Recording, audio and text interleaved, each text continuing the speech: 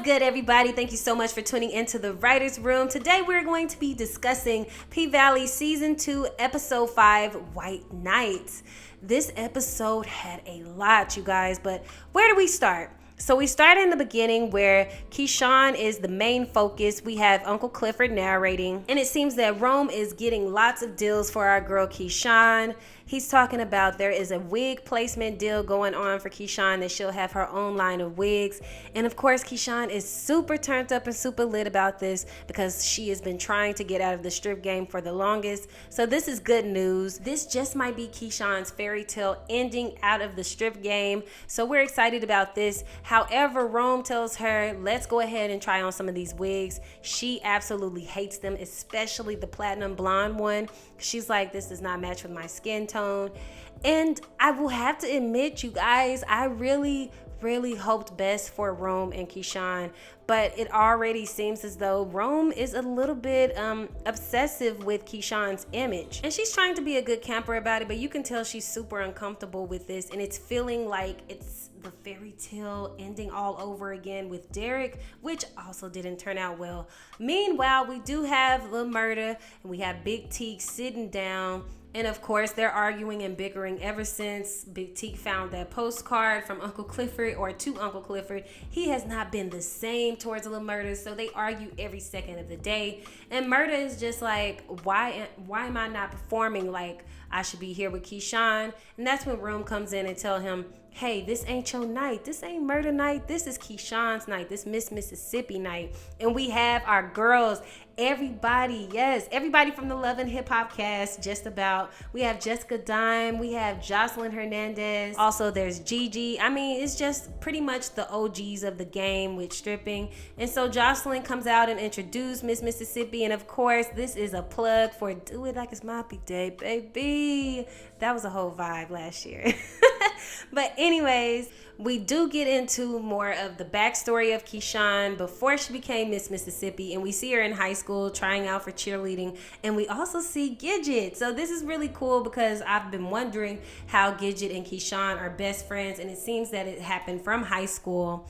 But Keyshawn's not very good at being a cheerleader, but you can see that she's trying, and she ends up falling and slipping. And we see that this is where she actually first meets Derek. This is in high school. And Derek seems to be really nice and very mannerable to her, and seems like he's, trying to help her out with cheerleading. And of course, Gidget is trying to be nice, but we do find out that Keyshawn does have an older sister named Alicia. And Alicia is basically the light-skinned perfect version of Keyshawn in her head. And it does seem like Alicia knows more about the cheerleading. Maybe she's had more training or something than Keyshawn. But this is definitely Alicia's game more than it is Keyshawn. Now, Keyshawn goes to sit down on the bench, and she's just sitting, being beautiful, putting an ice over her head because, of course, she slipped and fell. And some asshole comes up to her and is basically like, you need to get out of the sun. You're already crisp as bacon. I forgot what he used. I think he said a chicken nugget, a burnt chicken nugget. It was just so disrespectful. And you see that Derek comes over and kind of really saves the day. And it was at this moment it clicked in my head. I know exactly why Keyshawn is swooning over Derek right now. But you can see in his behavior that he keeps beating everyone's ass. After the guy spits on him, he goes and starts going in on him. And the other football players are trying to help out, pull Derek off, and Derek literally keeps going. And you can see that Keyshawn is a little shocked, but also at the same time turned on by this, because this may be the first time that she's ever felt protected by a man.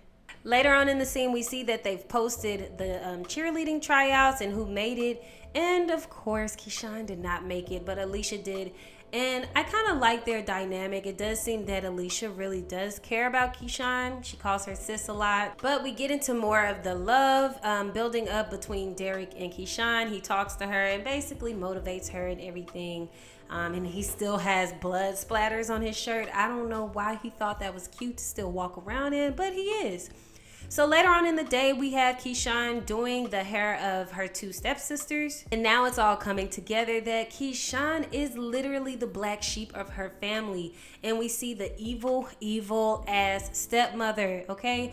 And we see that the stepmother is talking to Keyshawn, or talking to her other two kids. And she's basically like, I've got two kids to raise. This is too much. I have two daughters between the pageants and cheerleading practices. And Keyshawn's like, you've got three. You've got three daughters. Hello, you've married my dad. But you see that Keyshawn is really uncomfortable here. She's obviously making a way and building her own brand and her own self within this household without any help. And then the stepmom has the nerve to say, like, you should go to cosmetology school. And it does seem that Keyshawn has grown up around money, like her dad is someone super wealthy, because this is a big, beautiful house. But also Keyshawn makes the note of, no, my dad, like if I went to cosmetology school, he would be sick. He would be disappointed, as if that was too low for his daughter to do. But she does end up holding the curling iron over her sister's head. And everybody's like, wait a minute. And we have the colorist and featurist mom who's like, you're just a bitter old Delilah. You cut off my daughter's hair. You cut off her glory. How many times have we heard that? Yes, this is therapy for us all. The next thing we get is basically them laying down how popular Alicia was, because she was so beautiful, she was so pretty, she was the head cheerleader. And of course, Gidget hangs out with the two stepsisters and Keyshawn, so you can see how their friendship built up from this to both of them being in the strip club. I still would like to know how that journey went, but we get into how the stepsisters bicker all the time. And the stepsisters, like, they're talking about the dance and talking about who they're bringing. And they're saying some rumors that are on the wall. And she's like, yes, there's a rumor that also you give the best head. And Alicia doesn't say anything, but there's so many moments in this scene and in this episode where Alicia just shows a discomfort and a little bit of discontent within her position that she holds at the school and within her family. They're talking about Derek and how he's such an asshole. This is what Gidget said, and Keyshawn should have listened when Gidget first said this at the lunch table. But they're talking about the two different dances. They hold a white dance and a black dance for the Christmas dance. I don't know how that works, but hey, if you guys have it at your school, go ahead and write down in the comments below if there are two different dances. But you can see that Keyshawn is still smitten with Derek, and we get her walking in the rain after school. Once again, we don't know why she's walking in the rain, but her other two sisters are gone. And we see that Derek picks her up so that she doesn't get her hair wet, and he takes her to a restaurant. And in this restaurant, they're just talking about school and their future plans. And who do we see? We see Pastor Patrice. Now, how did Pastor Patrice, I want to know that story of how you went from a waitress, a server, to a pastor, to now a mayor elective. Make it make sense for me. We do find out that Derek had plans to attend Ole Miss and become a cheerleader at that school. And Keyshawn doesn't really have an idea of what she wants to do or even if she can afford school. But we do get into later on in the episode where Keyshawn is helping make the plates for dinner, and they're decorating the tree, the Christmas tree. And we see that the two girls, the sisters, ask the mom, hey, how did you meet dad? Like, how did you fall in love? And she goes through this story about how they met, but she forgets to say that, I don't know, you met my dad while he was with his wife. So I don't know how that constitutes as a fairy tale. And the stepmother, wicked as she is, gets upset and is like, you ghetto just like your mom, when really she was the one who threw mashed potatoes first. We transition back to the present where Keyshawn just got through dancing, and we see all of our favorites, our favorite OG strippers in the game. Jocelyn comes out to her, and we see Uncle Clifford says that Jocelyn is her fairy godmother, but she hands her a card and she's like, once they think you a hoe, you're always gonna be a hoe. Nonetheless, she does take the card. We then transition back in time with the stepsisters going to the Christmas dance, and they both each have a date, and they look beautiful. uncomfortable. But we see that Keyshawn is eating cereal and is really taking on this Cinderella role within this episode. And she's looking at the two. But we see that there is a surprise. Derek comes to surprise Keyshawn with a dress, shoes, everything to make her feel like the princess that she truly is. But we also see that the dad makes Alicia feel really uncomfortable, and we can assume that this is because he is assaulting Alicia. Uncle Clifford is still narrating at this point, and she alludes to the fact that pretty privileges come with unfortunate circumstances. So we do see a little bit of pain and discomfort in Alicia's face. We move along to the next scene where Mississippi sees the dress and the shoes that Derek brought her, and she's doing push-ups. She's trying to get it right. I don't know how she thinks she's gonna make six-pack in 0.5 seconds, but she does manage to fit into the dress perfectly. And you can see that there are two different dances going on. There's gyrating and twerking over at the black side, and at the white party they're enjoying themselves and just really being slow. They're waltzing, they're slow dancing, and it just switches back and forth between the white and the black party. But we see that Keyshawn and Derek are really hitting it off and really falling in love with each other at this point. But we do see this white woman, she comes and she stares Derek out like, you better not kiss this black girl under this mistletoe. We find out that that is actually Derek's mother, and she does not approve of Keyshawn. I don't know why Keyshawn is just not seeing that. You can tell that she's very naive and just so willing and desperate to grab onto anything and cling on to anyone that will protect her or show any interest in her. And she does end up having sex with Derek that night. Now she does sneak back in, and we see that her stepmother is on the couch, and she looks as though she's been crying. She's drunk, clearly, but she tells Keyshawn that she won't tell her father about her coming in late, but to make sure that, hey, you didn't pick your dress out, you didn't pick your shoes out, you didn't get to actually enjoy this. Make sure that you don't let a man make you into his Barbie doll, because he can always find another girl to dress up.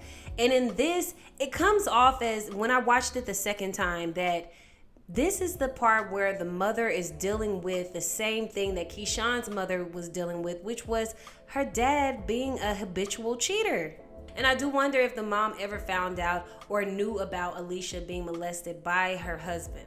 We do transition over to the next scene, and it's Mississippi, Murder, Big Teak, Woddy, and they're all celebrating all the cash that Mississippi made today. And of course, they're still doing this game where they wink and you die. And we have Lil Murder and Big Teak going at a spat again. And this part was so funny because we, as you know, we know when we look at each other as friends, or if you're family members and you look at each other and you give the, I know these dudes ain't effing. Well, that was definitely Keyshawn and Woddy in this scene, and it was just really nice to see that they are friends. But we get to Rome, and Rome is like, you guys, this ain't happening. Me and Mississippi about to go to this party. We're about to do this. So you can see that there is a separation. Rome is starting to get way more aggressive, more and more aggressive with each scene. So after everyone leaves, we see that Woddy does tell Keyshawn, I don't like your wig and I think it's trash. You need your old hair back. Which was a very rude way, but he was trying to wake Keyshawn up to the fact that Rome is dressing her and is starting to act more and more like Derek. Which is something that Keyshawn has been trying to be free of. In the next scene, we transition back to the past, and it is Keyshawn being pregnant. We do find out she got pregnant from that night of having sex with Derek at the prom, or I'm sorry, at the Christmas dance. And we see that they are completely broke. We have the curtain, or I'm sorry, the sheets on the windows as the curtain. And Keyshawn is basically telling him, your parents didn't help out with anything. My parents had to do everything. And I'm still working. I'm working full time at Walgreens, and I'm 8 months pregnant, and I'm taking care of you too. And this sets Derek off, and he ends up choking Keyshawn, which plays into the very last scene of this episode, where that is a triggering point for him, where he feels like he's nothing. And when Keyshawn mentions that she's taking care of him, that she's the only one making money, he loses it and goes berserk, but he does choke her. And this should have been the first sign for Keyshawn to get the hell out of Dodge. We go back to the present and we have Keyshawn and Rome is in his robe, and he's telling Keyshawn that the wig deal did not go through, but I have a platform hill that is going to go through. And in this scene, we do find out and see how business minded and business savvy that Keyshawn really is, and that she's actually super smart, because she started going through all the calculations and how this platform hill is not going to make her ascend. It's actually going to keep her in the same loop that she's already in with being a stripper, because only strippers are able to buy the platform hills, or it only caters to the stripping demographic, whereas the lace front wigs caters to everyone, therefore more room for money. Now, this next scene that we transition to after Keyshawn gets dressed and she's in her platform heels and her outfit, Rome comes in with his robe undone, and he's trying to shine a light on her and trying to tape her, and Keyshawn is super uncomfortable with this. And honestly, this was probably the most uncomfortable that I felt in watching this show. I don't think I've ever seen a scene where I literally had to just turn away from the TV, because it was just so sad to see Keyshawn constantly suffering throughout this episode. And we see that Rome had no intentions of actually getting her this deal and locking her in to some real money. He was using her this entire time, and honestly, it felt as though he was trying to pimp her out. And maybe he does have some pull, because he was able to get her the lash line, but we see that in order for her to get the wig line or the shoe line, she's gonna have to do a little bit more for him to lock in the rest of these deals. So he gets more and more aggressive, and he does tell her that I peeped you the last week when we had the show, and you kissed Murder, and he was not feeling that shit at all. So I put a camera in his room, and I found out that he's booty buddies with Big Teak. And at this point, Mississippi is trying to tell him, I don't do this. I'm more than just a stripper. I create a fantasy for guys. I don't be out here actually having sex with people. And he does get aggressive and throws her on the bed and begins stripping her of her clothes, or shall I say ripping her clothes off. And like I said, this was just such an uncomfortable scene for me, and just watching this all go down. Nobody wants to see assault happen in real life, let alone on TV. I don't want to see it on TV either. But they do this transition where Mississippi runs to the door and she ends up knocking, but it goes back in time to her knocking on her father's door, and the stepmother answers the door and tells Mississippi she cannot stay with her. And this is right after Derek chokes Keyshawn nearly to death. And so we find out that Keyshawn literally has no one in her corner. And so she ended up having to go back to Derek, even though he did all of these things to her. And he does apologize to her later. And we see there's roses on the floor, and he fixed the crib up finally in the room. But we see that Derek is literally all that she has. Now, we transition back over to the present day, and Keyshawn is knocking on the door of Woddy. Woddy picks up, he answers the door, and he covers Keyshawn up like a gentleman. And this is just a really sweet bonding moment, but also a moment of brokenness with Keyshawn.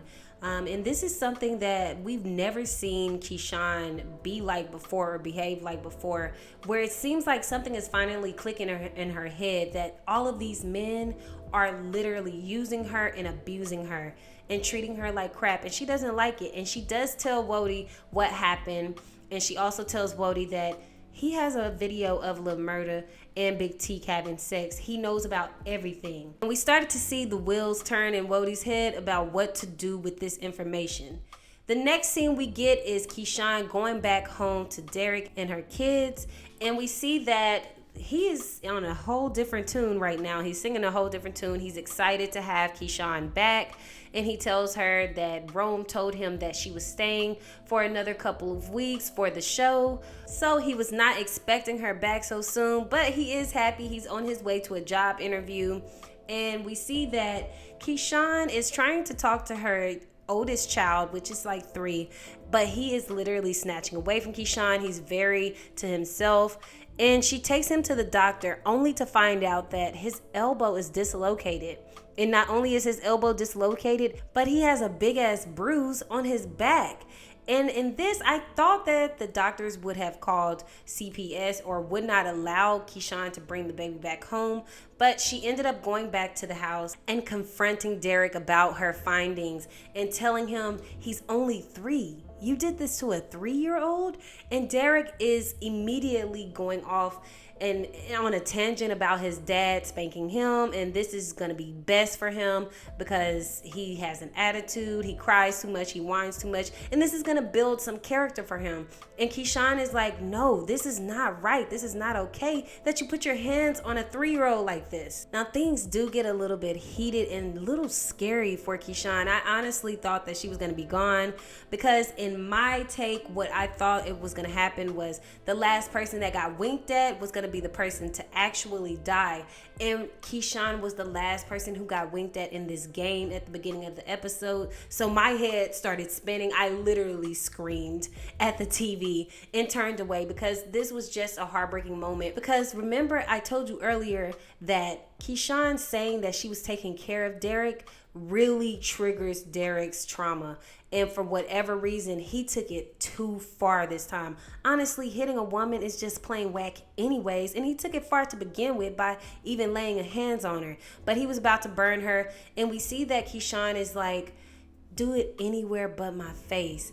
And that in itself just showed how little that Keyshawn felt of herself, but also recognizing her position that she's playing in it and knowing that she's actually taking care of her household, and her face is the reason, like her beauty and her body. Those are the reasons why the house is being paid for, why the kids have food, and why Derek is able to be a slouch. So we get into the next scene and Uncle Clifford is still narrating, and she mentions that the devil can show up as an angel as well. And we see that Woddy goes to Rome's party at the hotel, and it is a sex party. There's a whole bunch of stuff going on. Drugs, alcohol, sex, you name it. But Rome is doing what he does best, which is sniffing some coke lines. And Woddy tells him, hey, let's party. I got something for you. Brought him some more coke, laid it down. But Rome is a little smart and he's like, nah, I want you to get some first. So Woddy does get a sniff. He does sniff a line. But as you can see, it is not the line that he put down. And Rome, thank you, God. Rome met his match with Woddy. And he basically tells Rome, have you ever seen someone die before? A lot of people don't get this. A lot of people don't get someone there to lead them and guide them to the other side. And I mean, this was an iconic speech that we didn't know that we needed, that Woddy gave us. And as I suspected, I don't know if you guys remember this, but call me the soothsayer, because I definitely said that this game, the winking game, would come to play again, and it showed up just how I suspected it would. The person that killed someone would actually wink at them as they're dying, and this is exactly what Woddy did. It does seem like Woddy did obtain the images and the videos of Lil Murda and Big T having sex, but also got revenge for our girl Mississippi. Our girl Keyshawn really deserved it. And man, what an episode this was, you guys. What did you guys think of this episode? It was a lot that was going on, and it really gave me and shed some light on the backstory of Keyshawn. I definitely felt bad for her and wanted to sympathize with her, and hopefully, really hopefully, that she turns around and gives Derek exactly what he's supposed to get. I want him to have that Rome treatment, okay? I want him to have the Rome pack. So what did you guys think of this episode? Was it a lot for you? Did you cringe at moments? Do you feel sorry for Keyshawn? Let me know in the comments down below, and I'll talk to you next time.